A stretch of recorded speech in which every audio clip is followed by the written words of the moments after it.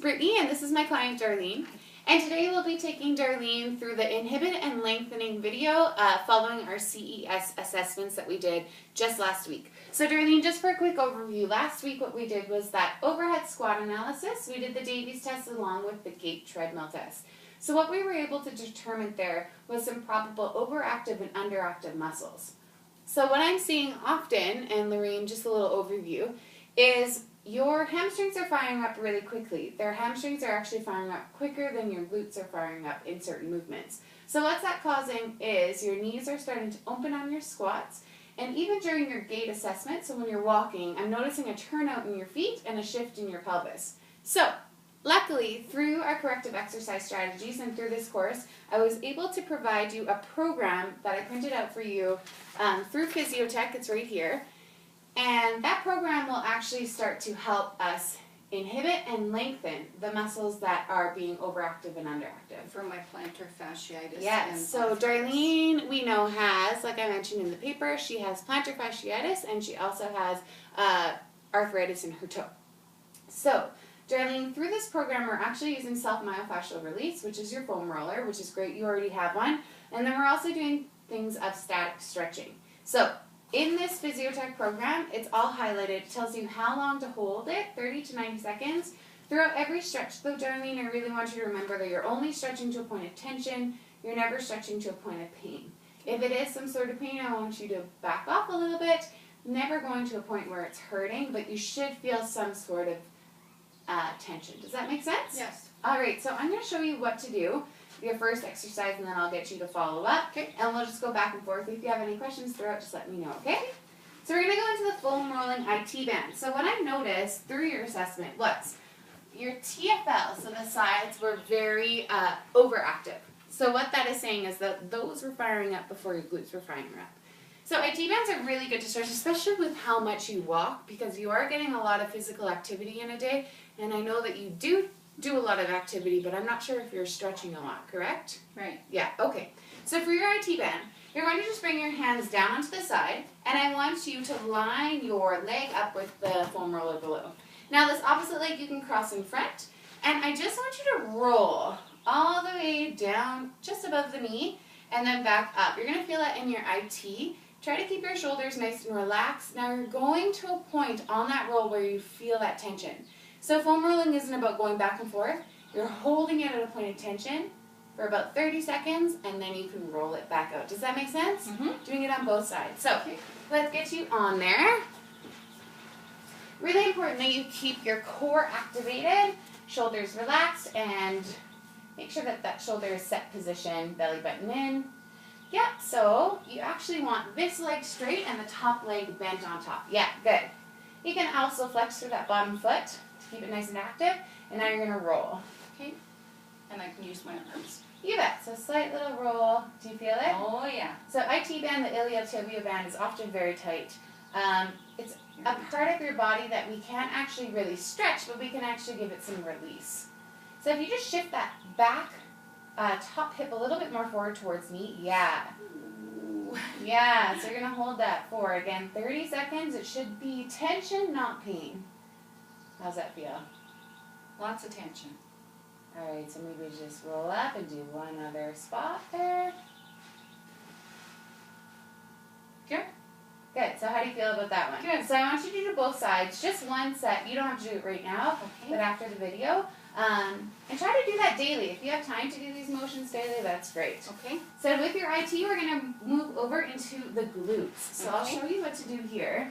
And I know you're familiar with the figure 4 stretch. So what you're going to do is take your left ankle, cross it on top of your right thigh bone. Now you can flex through this top foot to make sure you're protecting your knee. And then take those hands behind you, just fingertips pointing forward. From here, you're just going to roll to about where your lower back is. Not too much on your back though, and then roll it back up. So what this is doing is it's creating that little response to those Golgi tendon organs, those receptors in your body. Once you find that little push, you're going to hold it 30 to 60 seconds again, and then roll it out, okay? Crossing opposite ankle on top so that we find nice balance.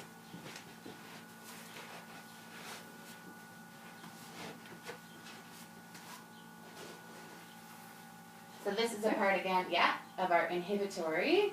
So try and reach your shoulders up just a little bit more. Yeah, open up through your collarbone. Perfect. Flex through that top foot and just roll slightly towards your lower back, so towards your lumbar spine, moving a little bit forward. Yeah, feel it? Mm-hmm. Holding. And sometimes it's actually more comfortable for your wrists. Yeah, if you point your fingertips forward, it takes a little bit of tension out of your wrists. That's comfortable. Yeah, that's good. And you're keeping those cores activated. Making sure you're keeping that nice posture, feeling that burn. Yeah. Good, Darlene. Yeah. So now that you know what that one feels like, again, same with the last one. I want you to try and hold it for about that 30 to 60 seconds. You can go to 90 seconds, but that one's more for about low intensity. So we're not trying to really push into that high intensity zone. If you're looking for high intensity, about 30 seconds of holding that. Okay. All right, so we're going to move right into hamstrings. So this is number 3 on your list.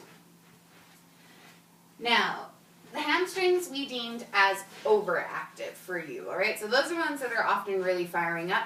That's what we saw when we did that extension assessment with you. So one knee is going to be bent, other leg is straight, you're reaching your arms out behind you. Again, fingertips pointing forward.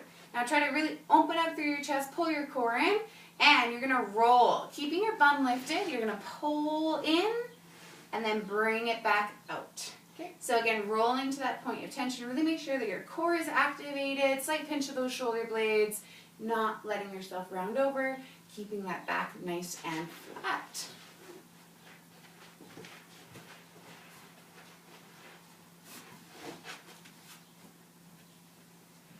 Good, so a little bit straighter in your back, awesome. Now one leg straight.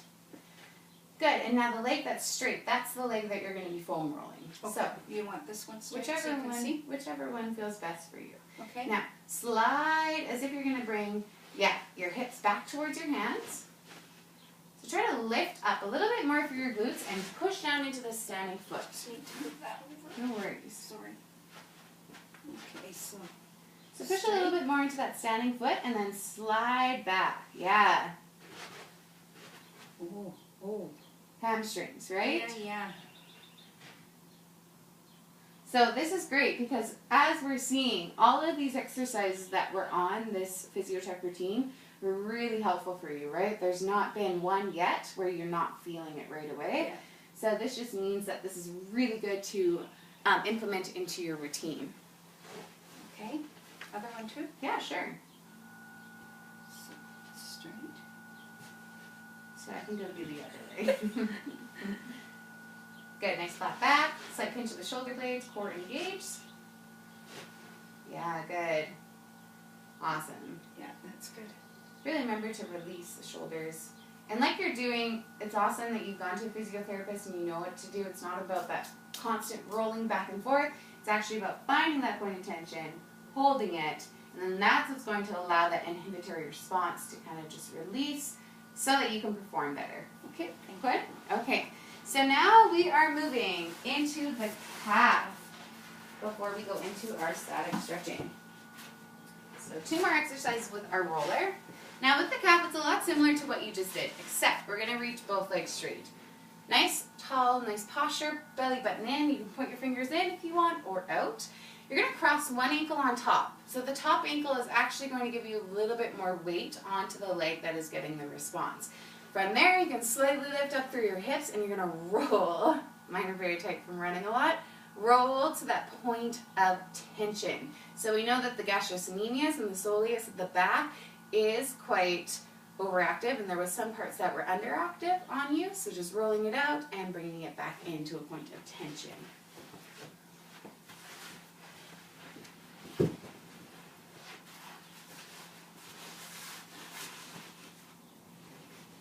I like my fingers out. Crossing one ankle on top. Good. Lifting up through the glutes. Shoulders slightly pinched back. Yeah, now roll. Oh, I know. Mom does a lot of lower impact exercises, but she also does some high impact.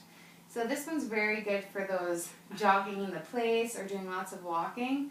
This is definitely beneficial. And stretching out this part will actually really help with your flexion of your ankle. So that's going to even go into your squat assessments. It's it's going to make you perform even better, right? But it's going to a point of good, right? Yes. It's not... Yeah. You want to do the other side, make it balanced. So could you see yourself introducing this into your regular routine? Definitely. Even when you're, I know you don't watch too much TV, but if you were just having a moment, you know, after exercise, really good to do it after exercise or even right before you go to bed. That's good. All right, good. So you can come off of that, and I'll show you the last one with the foam roller. So this one we're going to do the tibialis, so the front part right below the knee all the way down to the ankle. So this one, you're going to bring your one shin bone onto that foam roller, and you're in a nice flat back position. The opposite leg is just setting behind you. So you can lift up through that knee, keeping your back nice and flat, and I just want you to slowly roll again to where you feel that position. So just going right below the knee to the ankle in that up and down motion. Make sure that your abs are tight, squeezing through your glutes slightly and shoulders pinched back.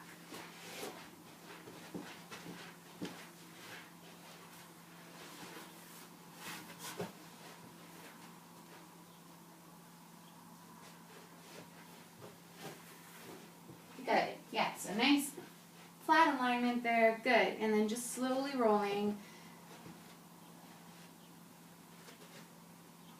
Good. Oh, yeah. So you want to go all the way, if you can, all the way down towards your ankle. So just slightly pull your knee towards your chest. Yeah. And then pull it back. All the way towards the bottom of your knee. Good. Ooh. So you might find that some parts are a little bit more tense than the others.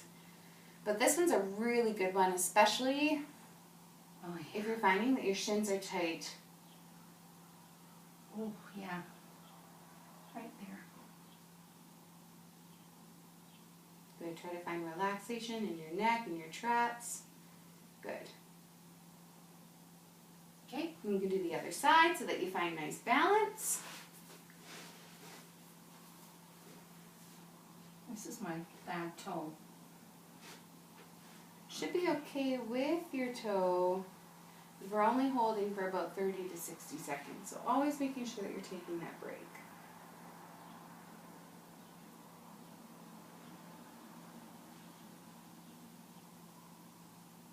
How's the toe? Good. How's that side? Not as much as the other one. The other one I feel more. Right, oh, spoke too soon. Right there.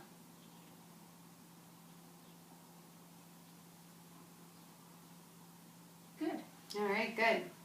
So we're going to move now on to your last few exercises. So far, Darlene, just to overview, we've done the IT, the glutes, the hamstring. We've done the calf, the tibialis, and now we're going into finding flexibility for those underactive muscles, which I found was a very common theme in your glutes. Okay? So these next 3 exercises here, we're going to be on the floor. We can use the Bowflex bench, and then the other one is just in a regular stretching. So I'll show you what to do. So for your first one, you're just going to lie flat onto your back.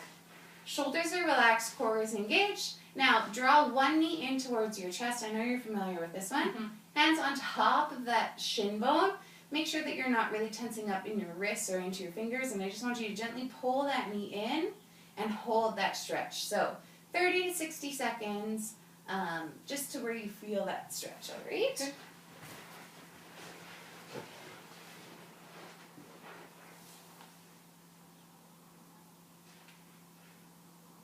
I like this.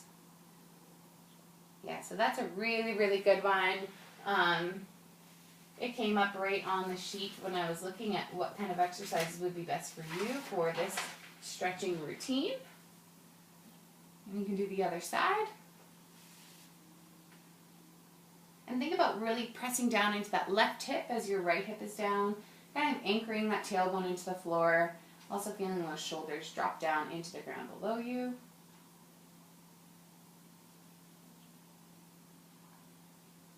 Good. And release.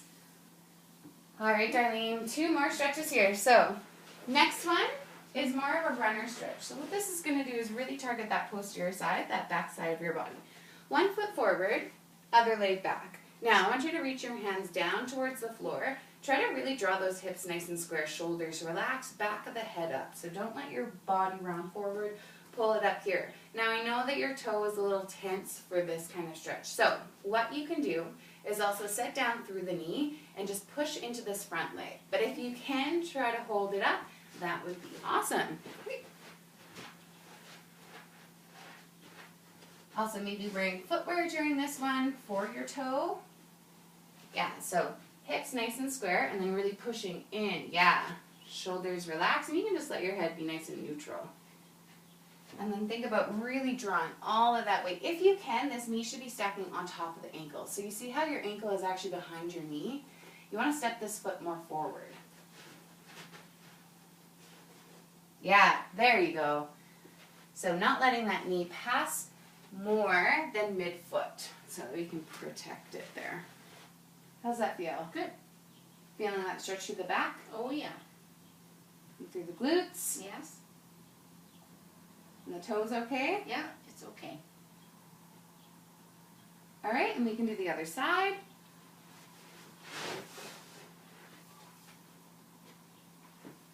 Great, awesome. Yeah, so maybe bring that left knee just slightly a hair back. Good. And then draw the right hip bone more forward to meet the left hip. So, sorry, your left hip more forward. Yeah, opposite. Great. And if you want, you can reach your hands a little bit more forward. That's going to create a deeper active stretch. Yeah? Yeah, let's stick it tighter on this side. Mm-hmm. And we are noticing that trend. So that would also make sense why sometimes during your gait, so during your walking, your hips may be elevated just because there is some imbalances going on in your muscles. Good, remember to breathe. Yeah, I'm good. All right, and relax. So last stretch here. Turn the camera over so that we can see the seat. Okay, is that the seat? Yeah. No, we have it. Yeah. All right, good. So this one, we're just going to do a seated figure 4. So what you're going to do is come down onto the bench. You can also take the bike if that's a little bit more comfortable. One ankle on top, really flex through this top foot. Now shoulders relaxed, core engaged, squeezing through, slightly through the glutes, not a big squeeze. But just making sure everything's nice and active, and you're just going to slightly hinge forward. So you should feel this all the way through to the glutes, into the piriformis, shoulders relaxed. Again, 30 to 60 second hold. Is it a little bit too high for you? I can just, it's okay. I'll just move. That's good. Okay, so I don't like the way that that one is, so I'm actually going to move you towards the seats. Because I'd rather you feel the stretch than be in a compensatory motion. That's better. Yeah, great. Short legs. That's all right. So flexing through that top foot.